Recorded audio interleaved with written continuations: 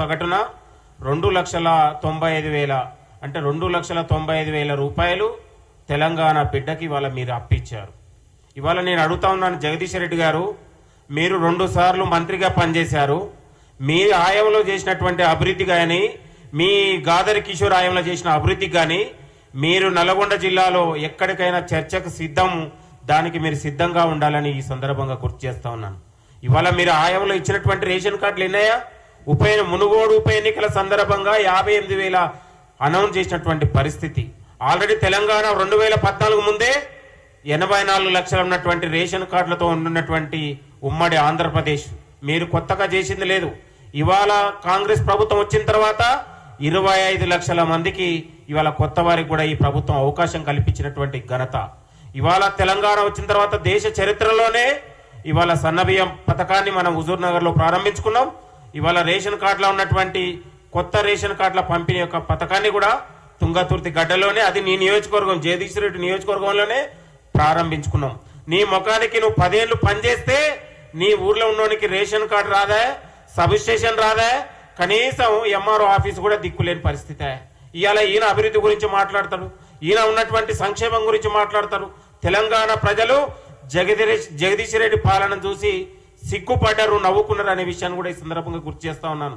నేను అంటా ఉన్నాను, దేశంలోనే ఎక్కలేని విధంగా ఇవాళ 84 లక్షల మంది ఇవాళ ప్రత్యక్ష పరోక్షంగా కుటుంబానికి 6 కేజీల సన్నబియ్యాన్ని ఇవాళ లబ్ధిదారుల రూపంలో ప్రభుత్వం కృషి చేస్తా ఉంది.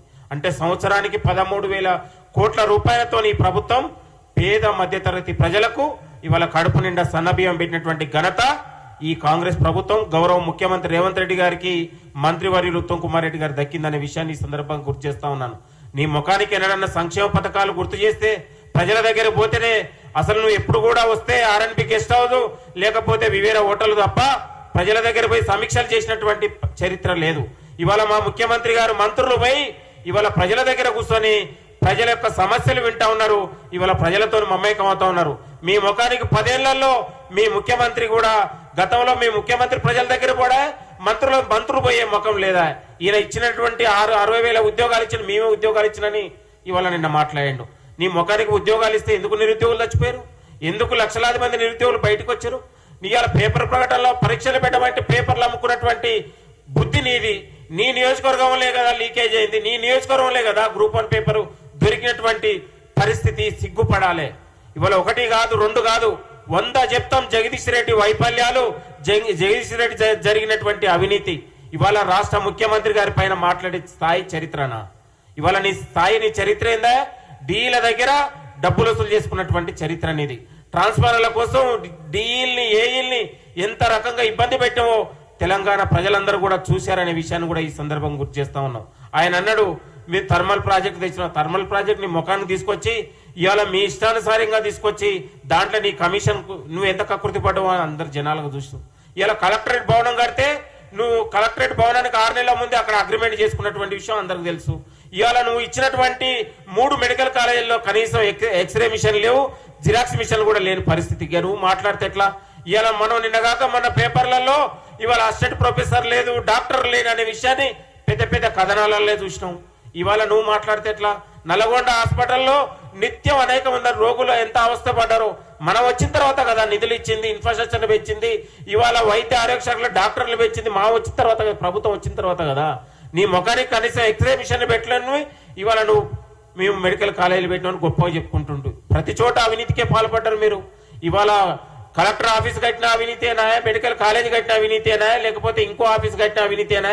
మీ పైసల కోసం కక్కుర్తి పడి తప్ప మీ సంక్షేమం ఎక్కడ పట్టింది? ఈ ప్రభుత్వం రేవంత్ రెడ్డి గారి ప్రభుత్వం వచ్చిన తర్వాత 1,20,000 కోట్ల ఉన్నటువంటి సంక్షేమాన్ని మొదలుపెట్టింది. 8 లక్షల కోట్ల రూపాయలు మీరు అప్పులు చేస్తే ఇవాళ ఒక ఏడాదిలోనే 18 నెలల్లోనే 1,20,000 కోట్ల రూపాయలు అప్పులు తీసుకొచ్చి ఈ ప్రభుత్వం సంక్షేమాన్ని ఖర్చు పెట్టినటువంటి ఘనత మనం ఈ ప్రభుత్వానికి దక్కింది. ఇవాళ సన్న బియ్యం తీసుకొచ్చినాం, లేకపోతే రైతు రుణమాఫీ చేయగలిగినాం, ఇవాళ రైతు భరోసా ఇవ్వగలిగినాం, లేకపోతే ఇవాళ 60,000 ఉద్యోగాల భర్తీ జరిగింది. ఇవాళ 200 రూపాయల 200 యూనిట్ మనం పేద వర్గాలకు ఇవ్వగలిగినాం. ఇవాళ 1 కాదు 2 కాదు రైతు ఉన్నటువంటి పనిముట్ల కోసమే 18,000 కోట్ల రూపాయలు ఖర్చు పెట్టినటువంటి చరిత్ర ఈ ప్రభుత్వానికి.